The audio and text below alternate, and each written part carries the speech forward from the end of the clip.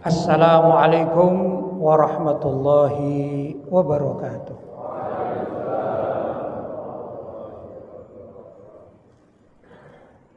Alhamdulillah.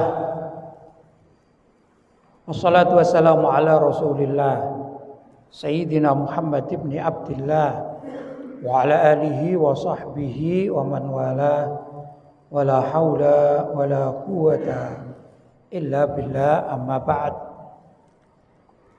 Hadratul mukarramin, ma'asyiral ulama al-fudala, ma'asyiral asatidha al-kurama, bapak-bapak, ibu-ibu, hadirin hadirat yang dirahmati oleh Allah.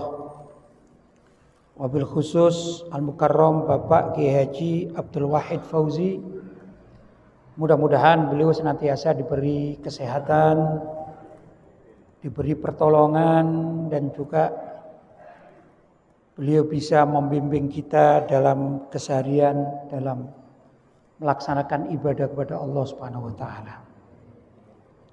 Para kiai, para ustadz yang tidak dapat saya sebutkan satu persatu namanya tanpa mengurangi rasa hormat kepada beliau-beliau, dan juga Al-Mukarram Bapak Ustadz Syuhada yang sudah sudi datang ke padepokan saya di Malang, yang rajin menghubungi saya beliau ini. Terima kasih banyak sehingga bisa nyambung silaturahim sampai ke tempat ini. Dan juga keluarga besar almarhum Bapak Haji Mudi. Saya pernah juga singgah ke tempat beliau itu, tapi tidak sesering ayah saya.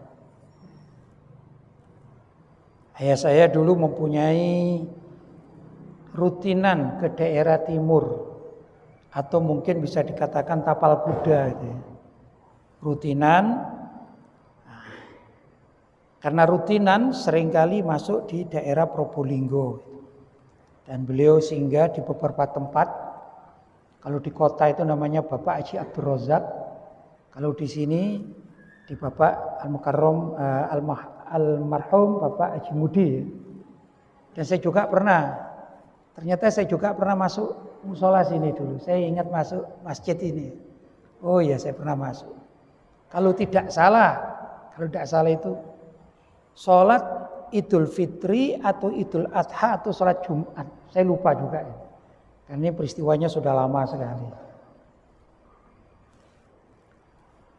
Kalau ayah saya rajin sekali ke daerah tapal kuda. Kalau saya sedikit berbeda. Ini banyak orang Jawanya ini ya. Ya. Kalau saya ini kata orang Jawa nih, repot dicekel buntute katanya. Sulit dipegang ekornya, itu bahasa Indonesianya. Tapi maksudnya sulit dipegang, ini keluyuran kemana-mana gitu ya. Nah, sampai ke luar pulau, bahkan juga ke Malaysia, jadi tidak bisa rutinan gitu. Alhamdulillah, kali ini saya bisa singgah di majelis yang dibidangi oleh kawan-kawan Dewan Dakwah. Dan saya juga banyak komunikasi dengan mereka yang di pusat. Alhamdulillah. Nah, ini tema pagi hari ini adalah menjalin ukhuwah dalam keberagaman gitu ya. Maksudnya keberagaman di sini adalah keberagaman ormas-ormas Islam Ahlus Sunnah wal Jamaah. Kalau dalam konsep besar ini ya, Ahlus Sunnah wal Jamaah itu adalah mereka yang merujuk kepada Al-Quran Utsmani. Itu pertama ini, yaitu Al-Quran yang dikumpulkan oleh Sayyidina Utsman bin Affan radhiyallahu taala anhu, sehingga dikenal dengan istilah Al-Quran Utsmani. Kalau bicara ini pemanjang lebar, saya tidak akan membicarakan ini ya. Yang kedua yaitu orang-orang atau ulama-ulama yang merujuk kepada hadis yang diriwayatkan oleh para sahabat radhiyallahu taala anhum, mungkin lebih praktis, yaitu para ulama-ulama atau kelompok-kelompok yang menggunakan Al-Kutubus Sittah. Al-Kutubus Sittah sebagai rujukan di dalam berhadis atau sabda Nabi Muhammad Shallallahu Alaihi Wasallam. Kutubus Sittah itu yaitu Sahih Bukhari, Sahih Muslim, ya, Sunan At-Tirmidzi, Sunan An-Nasa'i, Sunan Ad-Darimi. Nah, terus ada perbedaan pendapat tentang Sunan Ibnu Majah. Apakah Sunan Ibnu Majah masuk atau Musnad Ahmad atau Musnad Imam Ahmad? Dan ini masih persengketaan, tapi tidak masalah itu. Persengketaan hanya masalah perbedaan pendapat yang bukan krusial. Ya, nah, maka orang-orang yang merujuk kepada kitab-kitab ini serta Al-Quran Mushaf Utsmani beserta dengan tafsirnya, tafsirnya juga macam-macam dari kalangan para ulama, dimulai dari tafsirnya para sahabat seperti tafsirnya Sayyidina Abdullah bin Abbas radhiyallahu taala anhum misalnya. Kemudian kita menggunakan juga tafsir Al-Jalalain, tafsir At-Tabari, tafsir Ibnu Katsir dan lain sebagainya, masih banyak. Nah, itulah kelompok-kelompok yang masih dalam global garis besar perkumpulan ini dinamakan Ahlussunnah wal Jamaah, walaupun di dalam praktek ibadah itu beda-beda penafsiran. Beda-beda penafsiran. Ya tidak apa-apa beda-beda penafsiran itu. Contoh barangkali begini lebih mudah ya, lebih mudah. Jadi juga disebutkan oleh Ustaz Syuhada itu ada kalimat NU, ada kalimat Muhammadiyah, ada kalimat Al-Wasliyah, ya, dan lain sebagainya. Mungkin perbedaan itu seperti begini contoh ini. Orang NU kalau subuh, sholat subuh maksudnya itu sholatnya pakai qunut gitu ya. Kalau orang Muhammadiyah tidak pakai qunut. Apakah punya dasar? Punya, sama-sama punya dasar. Kemarin kita sholat Idul Fitri ya. Kemudian esok lusa kita akan sholat Idul Adha ya. Nah, kalau orang NU mengambil pendapat bahwa sholat Idul Fitri maupun Idul Adha itu adalah yang terbaik di dalam masjid gitu. Sedangkan kawan-kawan Muhammadiyah mengambil pendapat bahwasanya yang terbaik itu di lapangan gitu. Loh kok aneh ya? Apakah ada dasarnya? Dua-duanya ada dasarnya. Secara ringkas saya ingin membahas ini saja gitu. Ini membuat kita insya Allah akan terbuka wawasan kita ya. Begini, dulu di zaman Nabi Shallallahu Alaihi Wasallam, yang namanya Masjid Nabawi ini ya, itu adalah tanah lapang yang diberi pagar. Tanah lapang yang diberi pagar. Diberi pagar itu sebagai pembatas bahwa itulah masjid. Ya. Sedangkan tanah lapang itu sifatnya. Jelas? Tanah. Ya, tanah, belum ada keramik. Ya, belum zamannya keramik. Bukti kalau itu tanah lapang, buktinya ini. Dan ada pagarnya. Suatu saat ada A'robi. A'robi itu orang desa. Orang desa ini, mohon maaf ya, macam-macam itu. Ada yang orang desa itu adab, sopan santunnya itu sudah tinggi, sudah bagus. Tapi kadang-kadang orang desa itu setengah semau gue gitu ya. Maksudnya gini, kalau di kota, kebanyakan di kota, mohon maaf saya katakan wanita aja. Wanita kota itu kalau mandi di sungai malu. Ya, betul ya. Tapi kalau wanita desa, ya nggak tahu apa namanya, masa lillahi ta'ala gitu ya. Ya nggak juga, pokoknya dia mandi aja. Mau ada orang laki-laki lewat kan gitu kan, setengah semau gue gitu ya. Nah, zaman itu ada orang A'robi datang menemui Nabi Shallallahu Alaihi Wasallam. Tatkala Nabi itu berada di dalam Masjid Nabawi, datanglah A'robi ini, gitu. Setelah datang bersalaman, ya ringkas cerita namanya bertemu, kemudian A'robi ini mohon maaf ya, ingin buang air kencil atau kencing, tapi nggak tahu tempatnya. Zaman itu belum ada yang namanya toilet, masjid itu belum ada. Namanya orang desa, tiba-tiba dia ini jalan ke pojok, torof pojokan. Ya karena orang laki-laki, mohon maaf di sekitar kita juga kan ada ya. Jangankan orang desa, orang nonton bola aja kalau lagi pingin kencing kan mojok kan gitu kan. Ya itu orang kota, apalagi orang desa. Kemudian Arabi ini kencing di pojokan masjid, Pak. Tapi saya kasih tahu ya, sebodoh-bodohnya orang desa, kalau itu masjid sudah di keramik, tidak mungkin, Pak. Betul ya? Tapi karena masjidnya berupa tanah lapang, sudah, maka Arabi ini kencing di dalam masjid di pojokan. Para sahabat marah, Pak. Khususnya Sayyidina Umar bin Khattab radhiyallahu taala itu marah. Misalnya saya wakili gitu ya, misalnya ini ya, hei kamu jangan kencing di situ kan gitu ya. Misalnya saya wakili. Begitu Sayyidina Umar mau marah dicegah oleh Rasulullah, jangan biarkan, biar selesai kencingnya. Kok aneh ini? Ya, setelah selesai kencingnya, kemudian Nabi perintah kepada sahabat untuk mengambil air satu timba atau satu gantang. Sudah siram aja. Setelah disiram, airnya meresap. Kata Nabi, sudah suci. Nah ini banyak hikmahnya. Ternyata najis itu kalau kencing lah gitu ya. Najis kencing itu kalau disiram oleh air dan meresap ke bawah. Seperti misalnya ada genangan air gitu ya, yang asalnya najis. Kemudian terkena hujan, kemudian meresap. Sudah suci menurut Nabi Shallallahu Alaihi Wasallam. Ini timbul satu hukum fikih. Itu pertama. Yang kedua, yang ingin saya angkat di sini, ternyata gitu loh, Masjid Nabawi zaman itu berupa tanah lapang, Pak.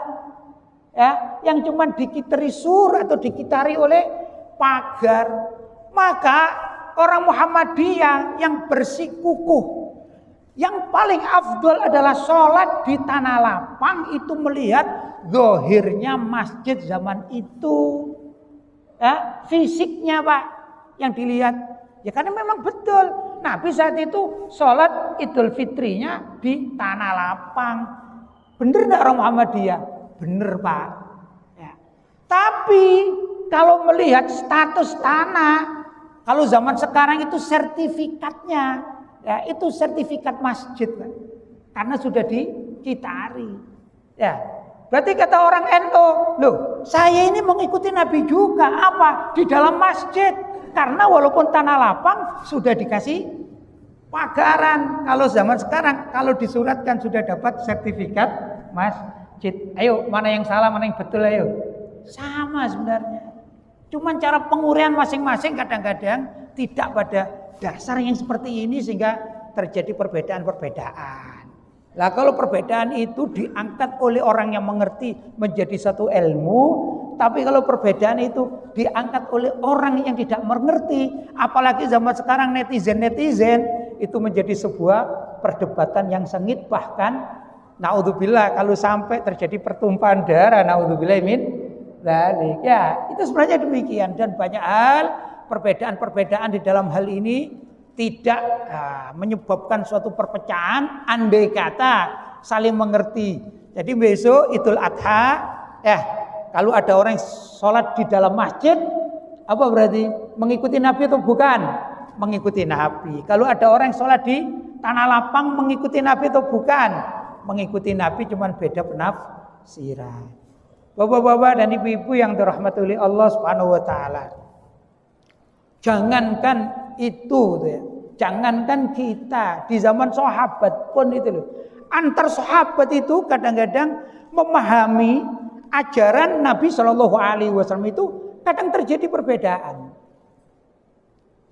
Siti Aisyah atau Sayyidah Aisyah radhiyallahu taala anha, tatkala ditanya ini, ya nggak apa-apa perbedaan pendapat, ya. Tatkala ditanya tentang apakah seseorang itu kelak kalau masuk surga itu bisa melihat Allah secara langsung. Kata Siti Aisyah dalam hadisnya, oh tidak bisa. Karena Allah itu latif, Allah itu adalah maha lembut yang tidak mungkin dilihat oleh mata kasat ini. Kasat mata tidak bisa. Itu pendapat Siti Aisyah radhiyallahu taala anha. Tapi tatkala Sayyidina Abu Hurairah radhiyallahu taala anhu ditanya, apakah umat Islam yang masuk surga itu kelak bisa melihat Allah SWT di surga? Dijawab bisa. Ditanya apa dalilnya? Dalilnya Al-Quran katanya. Loh kok bisa? Iya itu. Ayat wujuhu yauma idzin nadhirah. Wujuhun, wajah-wajah umat Islam yauma idzin tatkala itu nadhirah akan bersenang-senang, berseri-seri, bercahaya, bergembira, berbahagia. Kenapa? Ila rabbiha nadhira, karena akan melihat Allah. Nadhira dengan penglihatan mata. Nadhara, kalau bahasa Arab itu nadhara ila al-bustan, misalnya melihat kepada bustan gitu ya, atau melihat bustan yang melihat langsung begini. Itu takwilan para ulama. Ya dah, ternyata di kalangan para sahabat pun terjadi perbedaan pendapat. Tapi nggak ada itu cerita atau riwayat bahwa Siti Aisyah menghina Sayyidina Abu Hurairah dan sahabat Abu Hurairah mencaci maki Siti Aisyah. Ada nggak riwayat gitu? Nggak ada. Itu perbedaan ilmiah biasa-biasa saja. Ya, karena bisa mengemas suatu perbedaan menjadi suatu kekuatan umat. Saya sendiri sekarang ini di pesantren sedang membaca kitab namanya Khilaful A'immah Rahmat. Khilaful A'immah Rahmah. Apa itu? Perbedaan antar a'immah. Imam-imam, maksudnya umat Islam ya. Ini adalah rahmat, termasuk rahmat bagi umat Islam. Ada pendapat ini. Saya katakan aja di sini, saya ini bermadzhab Syafi'i, tapi sebagian orang kan tidak bermadzhab Syafi'i, gitu ya. Dalam madzhab Syafi'i, gitu ya. Itu contoh misalnya, orang kalau bersentuhan suami dan istri itu batal. Ya, batal. Nah, ini dalam madzhab Syafi'i. Tapi dalam madzhab Imam Malik atau Imam Maliki itu tidak batal. Begitu ya, tidak batal. Sebagian, saya katakan sebagian ulama yang bermadzhab Syafi'i, sebagian itu menganjurkan tatkala kalian tawaf dan sa'i, kalau sa'i saya batal enggak apa-apa. Kalau tawaf itu loh sulit, jangankan bersentuhan dengan istri, dengan wanita lain aja mungkin terjadi karena desak-desakan, ya dah. Kan begitu. Maka sebagian ulama-ulama kita mazhab Syafi'i itu menganjurkan, Pak. Kalau gitu begini aja, tatkala tawaf kita menggunakan mazhab Maliki. Begitu ya, sebagian ulama itu begitu. Tapi kalau mau seperti itu wajib mengetahui tata cara wudhunya, tata cara dan lain sebagainya, tahu gitu. Ya ikhwan, saya ditanya, ini perbedaan pendapat. Saya ditanya, kalau antum gimana? Saya bilang alhamdulillah selama 8 tahun saya di Mekah, ya saya tidak tahu tawafnya berapa kali, saya nggak menghitung, sudah nggak bisa. Saya belum pernah pindah mazhab. Loh, kok bisa? Ya saya hati-hati saja. Saya tidak mau kesentuh wanita. Caranya gimana? Kan tata caranya sekarang. Kalau tadi mungkin yang khawatir itu biasanya kalau jalan itu ya seadanya, misalnya tangannya lambe-lambe gini, kesentuh sana, kesentuh sini gitu ya. Ya, kalau saya enggak, tangan saya sembunyikan di mana? Di baju ihram saya sembunyikan gini. Ya, terus lah kalau kaki gimana? Kan rawan menyentuh wanita itu ya. Loh, saya tahu caranya. Saya tidak mencari rombongan yang di depan saya itu orang perempuan. Saya pilih-pilih. Oh, perempuan saya nyisih ke kanan, nyisih ke kiri. Pokoknya yang di depan saya ini harus yang tawaf laki-laki. Jadi kalaupun saya nendang-nendang kakinya ya aman-aman saja gitu ya. Terus ditanya lagi saya ini, Pak. Loh, bagaimana kalau ditendang dari belakang oleh orang wanita? Waduh, repot juga ini kan gitu ya. Repot juga. Ini loh masalah kayak gini ini. Ini perlu diketahui oleh semua masyarakat itu. Saya bilang gini, oh kalau sudah begitu saya ini menggunakan mazhab Syafi'i, tapi agak dhaif mazhabnya itu. Agak dhaif. Yang paling kuat namanya mulamasah, saling menyentuh itu batal. Paling kuat, pendapat terkuat. Tapi ada pendapat yang tidak begitu kuat, tapi tetap mazhab Syafi'i. Lu beda pendapat lu Pak di dalam mazhab Syafi'i itu. Apa katanya? Alamis wal malmus. Alamis itu yang menyentuh, wal malmus yang disentuh. Alamis berarti kalau ada perempuan di belakang saya itu namanya alamis ya, alamisa. Yang menyentuh dia batal. Ya. Nah saya yang disentuh tidak batal menurut pendapat ini. Tapi saya mesti ngasih uzur Pak kepada wanita-wanita yang di belakang saya itu Pak. Ngasih uzur. Ya kalau beliau itu mazhabnya Syafi'i. Kalau mazhab Maliki kan tidak batal juga gitu. Akhirnya saya husnudzon, sudahlah itu bukan mazhab saya, mazhab Maliki. Jadi nyentuh saya dari belakang juga enggak batal. Yang penting kita tawafnya sama-sama sah, sama-sama tidak batal. Ini kalau kita mempunyai pemahaman-pemahaman yang bagus sehingga tidak mudah untuk suudzon kepada kawan-kawan yang lain yang berbeda tata cara melaksanakan. Kemudian, loh bagaimana ini kalau ada kiai, saya dengar kiai fulan bin fulan gitu ya, itu pindah mazhab, ya tidak apa-apa, wong beliau tahu ilmunya. Ya, yang masalah itu kan tadi itu loh, kadang-kadang orang awam tidak paham, itu bertengkar sendiri Pak, bertengkar sendiri. Salat subuh pakai qunut tidak ada dasarnya, ngikuti siapa? Yang satu bilang, kamu salat subuh tidak pakai qunut, oh gak tentu sah kamu dan lain sebagainya. Ini yang tak paham, ya dan seperti sholat Idul Fitri dan Idul Adha, di mana ada di lapangan atau di masjid pulang, naudzubillah, apalagi ini wilayah-wilayah Madura ini kan, kalau pulang semuanya bawa celurit, naudzubillah, bisa apa ini? Caro antara masjid dengan yang sholat di lapangan ini yang menjadikan tidak indah, apa ya? Nah, kalau kita insya Allah memahami perbedaan-perbedaan yang boleh di dalam boleh di dalam agama, insya Allah ringan kita akan menyikapinya. Yang nggak boleh itu bapak-bapak dan ibu-ibu yang dirahmati Allah adalah perbedaan di dalam usul. Jadi saya katakan yang namanya mazhab Ahlussunnah wal Jamaah itu adalah yang merujuk kepada Al-Quran Utsmani, gitu ya. Lah kalau ada kelompok yang tidak mau menggunakan Al-Quran Utsmani, apa sih Al-Quran Utsmani itu? Ya Al-Quran yang dicetak, yang 30 juz yang kita baca tiap hari itu loh Pak. Ya, itu namanya Mushaf Utsmani.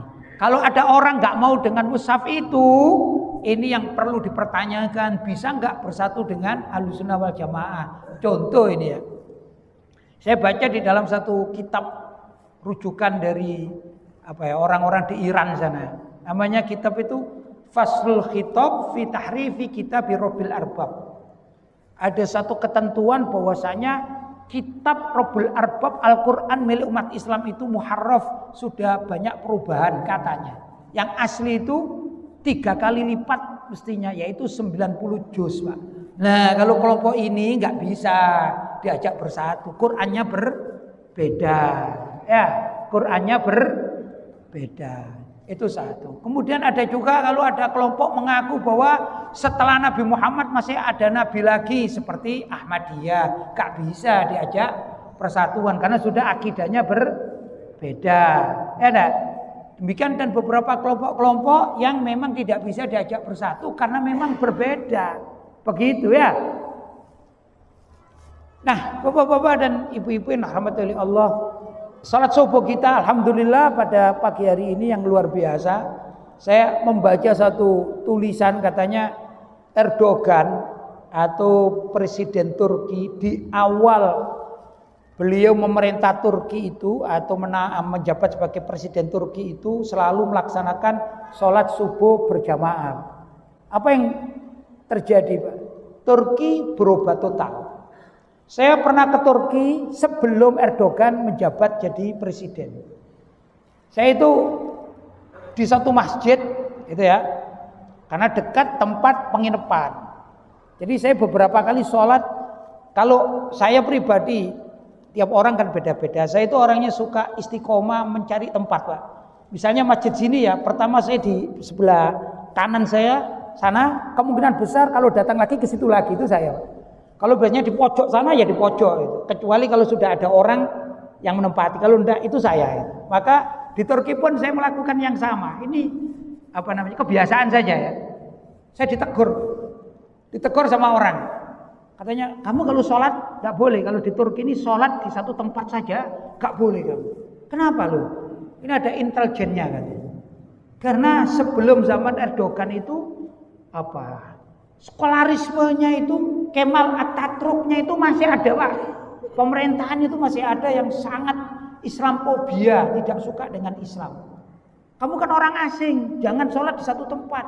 Bila perlu katanya, kamu pindah-pindah sholat di masjid-masjid yang lain. Biar apa? Biar tidak inteli oleh ya intel sana gitu. Itu bisa ditangkap kamu. Begitu, Pak. Luar biasa.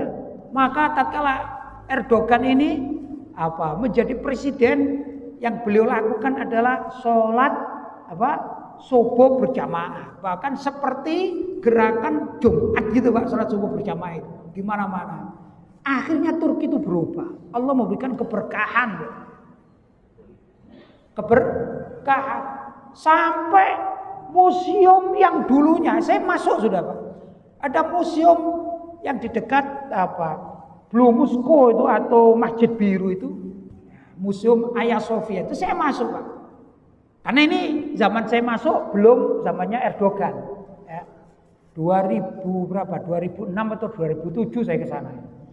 Itu kalau kita masuk, itu ada, mohon maaf ini ya, ada patung, saya ingat saya loh ya, kalau salah namanya sudah agak lama ya. Ada patung, kalau tidak salah itu patung Bunda Maria. Tapi di situ ada lafaz Allah, ada lafaz Muhammad, jadi begitu.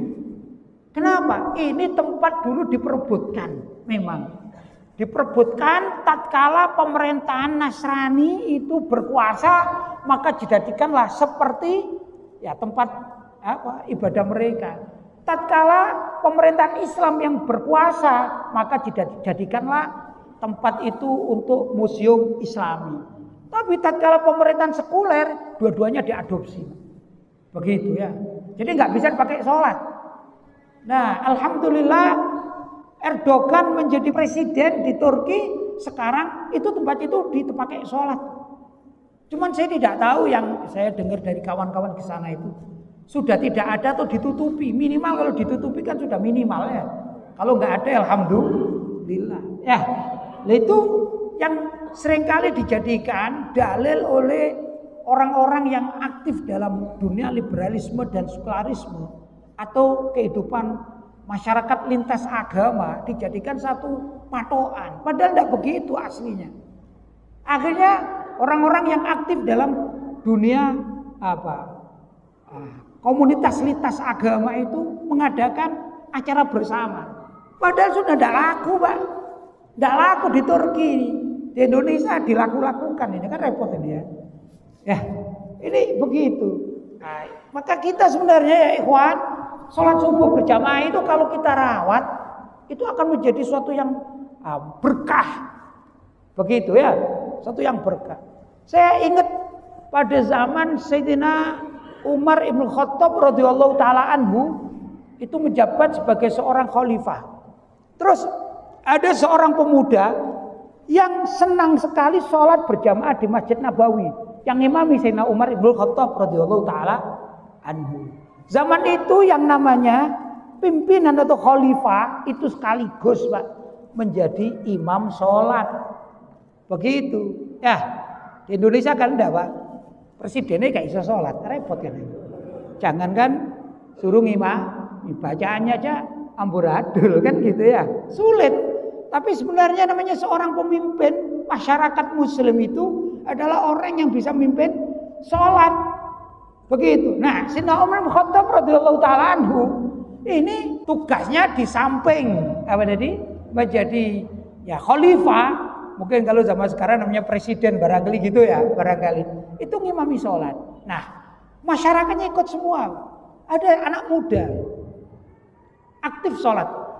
Nah, suatu saat anak muda yang aktif sholat ini mau sholat subuh, lampunya kan tidak banyak waktu itu ya. Zaman itu lampunya itu mungkin bapak-bapak tahu cempluk ini, damar cempluk atau apa ini, uble ya, lentera yang dari minyak. Bahkan zaman itu dalam satu riwayat bukan pakai minyak Pak, pakai gaje. Begitu. Siti Fatimah itu pernah diminta oleh Rasulullah menyediakan makanan untuk tamu. Maka kata Siti Fatimah, mungkin bahasa saya gini, Abah sudah nggak ada makanan Abah, adanya cuman gaje. Apa gaje ini? Lemak. Ya sudah itu sogokan aja katanya. Loh, ini untuk menghidupkan lentera atau damar tadi ini. Kok mau disogokan orang gimana sih? Intinya begitu. Itu zaman tersebut. Nah, anak muda ini berangkat dari rumahnya menuju ke masjid. Ternyata di situ ada genangan air. Rupanya habis hujan, rupanya ada genangan air. Akhirnya anak ini terpeleset, jatuh. Jatuh ini. Nah, karena jatuh, bajunya kotor. Ini sebelum subuh dia. Pulang dia ke rumahnya, bersih-bersih, ganti baju, pergi ke masjid lagi. Pergi ke masjid lagi. Subhanallah, di jalan yang sama jatuh lagi dia, Pak. Jatuh lagi, terjerembab lagi, bajunya kotor. Pulang lagi, Pak. Ternyata nggak bilang gini, aduh jatuh 2 kali sudahlah, tidur aja di rumah. Nggak gitu, Pak. Ganti lagi, ya, jalan lagi, tiba-tiba di tempat yang dia jatuh itu ada kakek-kakek bawa lentera atau bawa lampu. Kemudian anak muda ini dibilangin, sini nak, jangan lewat situ, sini loh, ini ada lampu. Diantarkan. Oh ya terima kasih kek, kakeknya ini. Sampai ke Masjid Nabawi. Setelah di Masjid Nabawi, anak ini sholat, terus lihat kakeknya, mana tadi nggak ada.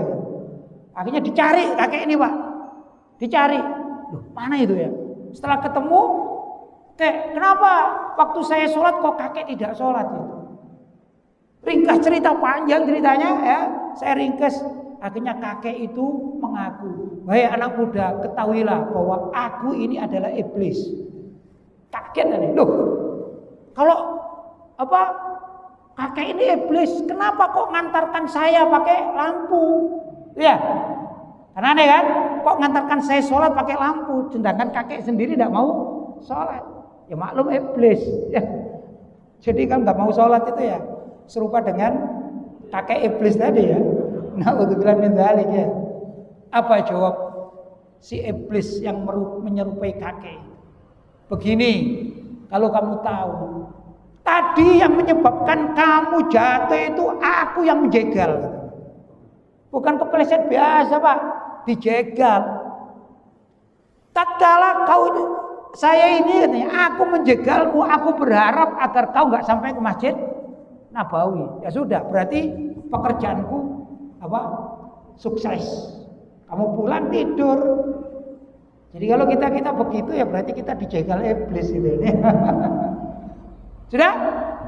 Kemudian ternyata kau datang lagi, kau ganti baju. Begitu kamu pulang ganti baju, kamu mandi, dosamu itu diampuni oleh Allah. Seluruh dosamu diampuni oleh Allah Subhanahu wa taala. Terus kamu berangkat lagi. Kata kakeknya, kesel lah melihat kamu itu. Tak jegal lagi, belas jatuh. Kamu pulang lagi, dan kembali lagi dengan pakaian bersih. Ternyata seluruh keluarga dalam rumah tanggamu itu diampuni oleh Allah SWT. Terus aku berpikir, waduh kalah katanya. Kata iblis ini, kalah sama anak muda. Maka aku berpikir, kalau misalnya aku jegal lagi, terus dia pulang lagi, berganti baju dan kembali lagi, aku khawatir seluruh orang kampung ini oleh Allah akan diampuni dosanya. Itu kenaan orang kampung, akhirnya yang sholat cuma satu, yang kampung tidur semuanya nanti. Tapi diampuni dosanya oleh Allah. Ya, khawatir. Karena itu aku beli lentera kamu, lampu kamu, agar kamu sampai di masjid. Sehingga yang dapat barokah kamu, yang diampuni kamu dan keluargamu. Biar saja orang kampung yang males-males itu tetap berdosa. Hati-hati ya. Jadi orang kampung jangan males-males sholat subuh ya. Itu temannya iblis berarti ya. Na'udzubillah min dzalik. Nah, ya ikhwan, riwayat seperti gini ini ada di dalam kitab kisah-kisah teladan itu ada. Mungkin riwayatnya pun tidak soheh amat ya. Tapi kalau namanya untuk tasjih atau membuka motivasi. Alangkah baiknya, tidak masalah seperti ini. Maka ulama-ulama zaman dahulu kala itu membuat, kalau sekarang namanya quotes, kalimat-kalimat seperti Sayyidina Hasan Al-Basri. Sayyidina Hasan Al-Basri itu banyak ajaran-ajaran dari Sayyidina Hasan Al-Basri yang beliau cetuskan sendiri untuk tasjih kepada umat. Tidak apa-apa. Itu yang dilakukan oleh ulama-ulama zaman dahulu kala. Sayyidina Hasan Al-Basri itu unik, Pak. Suatu saat beliau didatangi oleh 3 orang, Pak. Yang 3 orang ini bermasalah semua ini. Yang pertama, ya saya runtutannya tidak hafal ya, tidak masalah ya. Yang pertama itu orang yang sudah menikah 10 tahun itu tidak punya anak, itu satu. Yang kedua, kepala desa yang wilayahnya paceklik. Yang ketiga itu orang yang pengusaha kaya raya yang pilot. Akhirnya bertanya 3 orang, wahai imam, ajari kami, kasih. Kata orang NU, kula nyuwun wirid, katanya gitu. Kata orang NU ya, minta minta doakan. Katanya gampang. Kamu yang belum punya anak itu ya, baca aja istighfar yang banyak. Nah kamu ini kepala desa yang paceklik, baca istighfar yang banyak bersama rakyatmu. Dan kamu yang pedagang yang pilot tadi baca istighfar itu. Itu saya mengingat itu. Kadang-kadang nih di desa itu, Pak, di desa ini ada dokter itu minta praktis. Karena apa? Sulit mendapatkan obat, Pak. Suplai obat itu kurang. Akhirnya segala macam penyakit dikasih vitamin C, Pak. Ya, pokoknya dikasih vitamin. Dan itu kadang-kadang sembuh karena sugesti, Pak. Sugesti masyarakat. Oh, Bu dokter ini, Pak dokter ini kalau ngasih itu resep itu cespleng itu. Padahal vitamin saja, Pak. Karena sugesti, yakin, semangat hidup. Ringkas cerita, akhirnya orang 3 ini heran-heran pada Imam Hasan Al-Basri.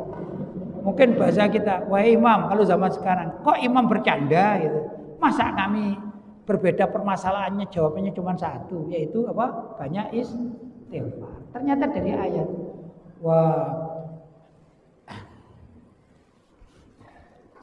Faqultu astaghfiru innahu kana ghaffara yursilis samaa 'alaikum midrara wa yumditkum bi amwalin wa banina, gitu ya. Ini ayat katanya. Tatana Nabi Nuh alaihissalam berdoa kepada Allah ya. Itu mengatakan fastaghfiru rabbakum, hendaklah kalian istighfar kepada Tuhanmu, innahu kana ghaffara. Sesungguhnya Allah itu adalah Maha Pengampun. Loh, kalau engkau banyak istighfar, yursilis samaa 'alaikum midrara, maka Allah akan mengutus menurunkan hujan 'alaikum midrara yang deras dan bermanfaat. Ini jawaban bagi Pak Lurah yang pacekle itu ada dia. Wa yumditkum bi amwal. Kalau kamu baca istighfar itu yumditkum bi amwal, Allah akan menurunkan amwal, harta. Ini jawaban bagi orang yang pilot di dalam pekerjaan. Wa yumditkum bi amwal banina, dan anak-anak. Ini jawaban bagi orang yang sudah menikah tidak punya anak. Ternyata satu obat istighfar ya dipakai semua obat. Ini kayak bidan-bidan di desa-desa itu ya, vitamin tapi buat obat segala macam penyakit. Nah di sini saya tidak mengatakan bab itunya, tapi seperti inilah ulama-ulama zaman dahulu kala itu memberikan tafsir, memberikan solusi kepada umat dengan ayat-ayat Al-Quran, gitu ya. Tapi ajarannya tadi istighfarlah. Itu apa? Ijtihad beliau, Pak. Ijtihad beliau sendiri. Ayo kamu istighfar saja, kamu istighfar saja, kamu istighfar saja. Ijtihad beliau sendiri. Dan itu yang dilakukan. Namanya quotes kalau zaman sekarang. Ya. Nah, tadi saya katakan ya, di zaman Sayyidina Umar bin Khattab radhiyallahu taala anhu, ada riwayatnya di dalam kitab-kitab buku-buku hikayat atau teladan ya, atau kisah-kisah teladan. Tidak apa-apa kalau kita amalkan. Maksudnya begini, kita sebagai orang muslim ya, Apapun yang terjadi, kalau sudah niat masuk di masjid, terutama subuh ini Pak, terutama subuh, maka lanjutkan saja apapun yang terjadi, lanjutkan begitu ya, agar tidak dijegal oleh iblis seperti tadi yang saya sampaikan. Nah ini penting sekali kita ketahui, dan kita juga berterima kasih kepada para penggerak sholat subuh macam-macam. Saya ini di beberapa pulau di luar Jawa ini ya diajak, ada namanya bikers subuhan gitu ya. Bikers itu orang-orang yang suka punya kumpulan motor gitu ya. Itu begitu menggunakan. Ya, alhamdulillah masih banyak orang-orang yang ahli di dalam apa ini gerakan sholat subuh berjamaah. Ini sangat bagus untuk digetuk tularkan gitu ya di beberapa tempat. Begitu ya. Nah, cuman ya ikhwan, kadang-kadang kita juga yang aktivis baik kesubuhan perlu juga husnudzon kepada para kiai-kiai itu Pak. Saya ini pernah ditanyain. Saya ini kan suka nganjurkan gini, dan saya kalau di luar Malang khususnya, saya sering ngikut-ngikut seperti gini dong, ngasih mau itu hasanah gini. Tapi kalau di Sungosari saya enggak justru. Loh kok bisa? Maksudnya enggak ikut gitu. Kenapa gitu? Saya itu harus memimpin murid, santri. Santri saya ini sebut ya sekarang itu 500 orang.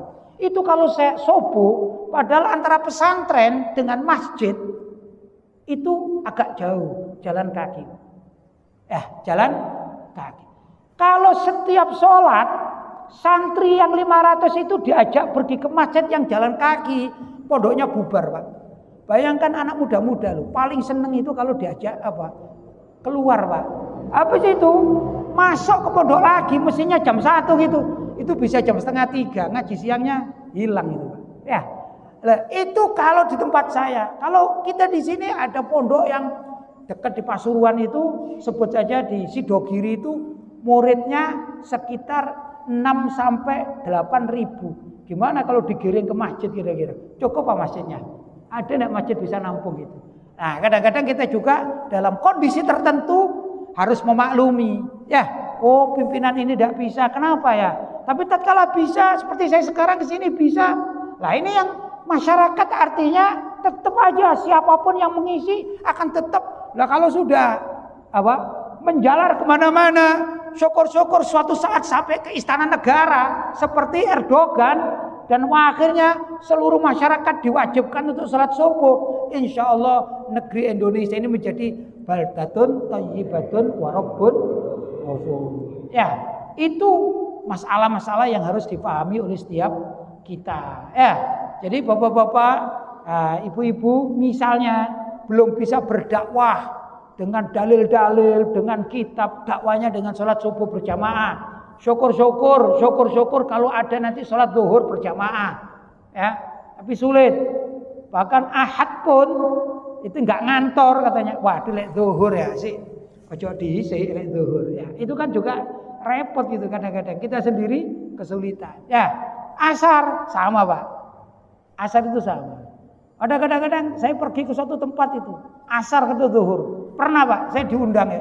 Ini mohon maaf, ini cerita yang betul-betul terjadi pada diri saya. Saya diundang di Malaysia. Ke Malaysia suatu tempat, diundang ke suatu tempat yang jauh. Perjalanan itu sekitar 6-7 jam. Jalan jauh, namanya Pahang. Jalan jauh. Akhir ringkas riwayat, saya tanya sama yang ngantarkan, ini kemana ini? Kita pergi kemana? Ke satu masjid. Saya datang, ini kalau di sini luar biasa Pak. Saya datang, yang datang cuman saya, sama yang ngantarkan saya, sama sopirnya doang Pak. Ini acara di masjid nih. Orangnya mana? Orangnya masih di kampung. Subhanallah. Sudah akhirnya dijemput Pak. 1, 2. Saya di masjid sendirian. Mau suruh ceramah loh Pak. Mending kalau saya niat itikaf, suruh ceramah loh ini. Ya. Suruh ceramah sendiri saya Pak di masjid. Akhirnya saya bilang sama yang nyoteng, sudah gini aja Sarah, bikin video pendek aja daripada jauh-jauh 6 jam perjalanan ya, bikin video pendek aja. Sudah, akhirnya dibuka gini saya bikin video pendek, insya Allah manfaat untuk umat. Karena kan tadi dikatakan di medsos itu ya. Sudah, Saya menyampaikan assalamualaikum bla bla bla, baru datang satu dengarkan Pak, 2 datang, akhirnya 7 orang yang datang. Alhamdulillah 7 orang. Ya, itu kondisi masyarakat. Gak di Indonesia, gak di Malaysia. Begitu Pak kondisinya. Apa? Di satu saat itu, apalagi kalau zuhur, sudah waktu itu sudah menjelang asar Pak. Akhirnya saya tunggu sekalian, aduh sholat asar sekalian gitu. Sholat asar pun ya cuma itu aja orangnya Pak. Itu masih lumayan ada 7 orang. Kadang-kadang di satu masjid itu, kadang-kadang masuk masjid loh ya. Azan zuhur, subhanallah azan Pak. Allahu Akbar, Allahu Akbar. Sudah. Kemudian tiba-tiba dengar sholat, Allahu Akbar, sami Allah liman hamidah. Cuma 2 orang Pak, imam sama muadzinnya tok. Ini kan ironis sekali kita umat Islam. Karena itu kalau kita masih bisa mengumpulkan sholat subuh seperti gini, sangat luar biasa, perlu dilestarikan, perlu digedok, tularkan kepada kawan-kawan yang lain ya. Masjid-masjid bila perlu didatangi satu persatu begitu ya. Nah istiqomah kita kalau itu yang kita lakukan, insya Allah bisa membedah berkah yang akan turun dari langit. Kalau itu terjadi, sebut saja kota Probolinggo ini, insya Allah masyarakat Probolinggo akan menjadi masyarakat yang makmur. Nah, seperti sudah dicontohkan oleh siapa? Erdogan. Tapi sebenarnya hadis-hadis Nabawi tentang masalah keberkahan orang sholat subuh ini luar biasa banyak. Ada perintah bahwa kita ini menjaga alaikum bisolatil bardatain atau bardaini. Ya, hendaklah kalian ini berpegang teguh dengan sholat yang 2 dingin. Bar itu dingin, bardun itu dingin ya. Yang mengatakan bardatain itu dingin. Apa itu? Sholat subuh dan sholat asar. Loh, kalau sholat subuh dan sholat asar ini digiatkan seperti ini, ini luar biasa. Tapi jarang gitu loh. Kalau sholat subuh, ya subhanallah, alhamdulillah sekarang. Tapi seringkali sholat subuh cuman itu saja yang sholat. Nah, terakhir waktu mungkin nanti ada tanya jawab barangkali. Saya mau mengingatkan bapak-bapak dan ibu-ibu, mungkin suatu saat atau pernah bapak-bapak dan ibu-ibu itu mendapatkan video, kan kita zamannya zaman digital ya, zaman WhatsApp, video pendek Pak. Ada orang gila kemudian masuk di musola atau di masjid jam 10 pagi. Jam 10 pagi. Dia tahu cara menghidupkan mic-nya, kemudian azan jam 10 pagi Pak. Azan pertama kalimat pertama, Allahu Akbar, Allahu Akbar. Orang-orang kaget. Siapa ini? Jam 10 kok sudah azan?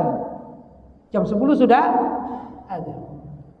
Lanjutannya, Allahu Akbar, Allahu Akbar. Keluar orang-orang kampung Pak, keluar. Siapa ini yang azan? Belum waktunya kok azan. Asyhadu an la ilaha illallah. Enggak kuat, RT-nya keluar Pak. RT-nya keluar. Asyhadu an la ilaha illallah. Langsung RT-nya ngejak, ayo orang kampung ini ngaco ini, orang azan ngaco ini. Didatangi Pak. Tetap aja ngazan. Asyhadu anna Muhammadar Rasulullah. Asyhadu anna Muhammadar Rasulullah. Dibuka pintunya, langsung dimarahin. Kamu itu gila, kamu itu. Ternyata memang orang gila Pak. Sudah dikenal orang gila di mana? Di kampungnya, orang gila. Langsung balik badan. Siapa itu? Aku RT, ini orang kampung marah-marah. Belum waktunya sholat, kamu kok azan? Dibalas sama orang gila. Pak RT, mohon maaf ya, yang gila itu saya mau sampean. Saya tadi subuh di sini, azan, gak ada yang datang Pak. Saya coba azan jam 10 saman pada semuanya datang. Yang gila saya mau sampean. Iya, mungkin itu terjadi pada kita Pak. Betul nggak? Masuk Pak Eko gitu ya. Mungkin terjadi pada kita Pak. Jadi kadang-kadang orang gila itu lebih berakal daripada kita ya. Kita dipanggil-panggil, nggak datang-datang Pak. Nah itulah dinamika masyarakat kita, terutama di Indonesia ini ya. Nah, ini perlu kita sadari, mudah-mudahan kita ini menjadi orang yang waras semuanya. Kalau mendengar azan itu mbok yao, kata orang Jawa itu mbok yao, langsung bergerak biar tidak kedahuluan adanya orang gila tadi ya. Nah, itu mestinya demikian. Bapak-bapak dan ibu-ibu sudah menjelang jam 6. Saya akhiri dulu apa yang saya sampaikan sebagai tasyian, dan mudah-mudahan kekuatan kita umat Islam. Kalau sudah duduk bareng gini kan nggak ada perbedaan ya. Ini panjenengan saya lihat bajunya macam-macam Pak, sing batik, sing putih, sing ireng, ya biasa aja duduk. Ya dah. Apalagi ntar lagi sarapan bersama atau nggak senengan lagi gitu ya. Apalagi kalau masjid-masjid itu memakmurkan seperti masjid Jogokarian itu ya. Wah itu nol apa nah, kasnya 0%. Pokoknya habis untuk makan-makan mayoran gitu ya. Ternyata luar biasa, berkahnya sangat luar biasa ya. Mudah-mudahan masjid sini begitu ya. Tapi saya juga mau kok dikirimin nasinya ke Singosari, saya mau. Itu saja dari saya. Mungkin ada canda saya yang kurang tepat, mohon maaf. Yang sebesar-besarnya khususnya pada Ustadz Syuhada. Ya gini nih kalau ngundang tokoh NU ya banyak guru gini nih. Itu saja. Wassalamualaikum warahmatullahi wabarakatuh.